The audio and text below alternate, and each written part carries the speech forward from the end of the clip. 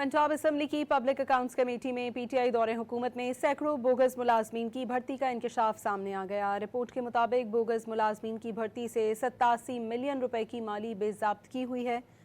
इसी पर मजीद बात करेंगे डॉन न्यूज़ के नुमाइंदे अदनान शेख से। जी अदनान, बताइएगा। रिपोर्ट में बताया कि पीटीआई हुकूमत में महकमे आबाशी में मेरिट की धज्जियां उड़ाई गई और पंजाब असम्बली की पब्लिक अकाउंट कमेटी 1 ने दो किया है और चेयरमैन पब्लिक अकाउंट कमेटी 1 जो है इफ्तिखार शक्कर का कहना है कि मुलविस बोगस भर्ती करने वाले मुलाजिम के खिलाफ भी कार्रवाई की जाएगी और नैब ठीक है अदनान, आपसे दोबारा रब्ता करने की कोशिश करेंगे। इसी बारे में आपको बता रहे हैं कि बोगस मुलाजमीन की भर्ती से 87 मिलियन रुपए का नुकसान हुआ है। पब्लिक अकाउंट्स कमेटी ने बोगस भर्तियों का मामला नैब के सपुर्द कर दिया है। एक बार फिर से अदनान शेख से रब्ता बहाल हुआ है। जी अदनान, अपडेट कीजिएगा इस हवाले से।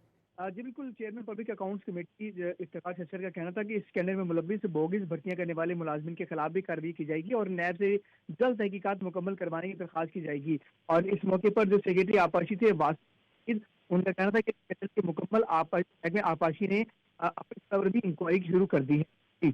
बहुत शुक्रिया अदनान शेख आपका।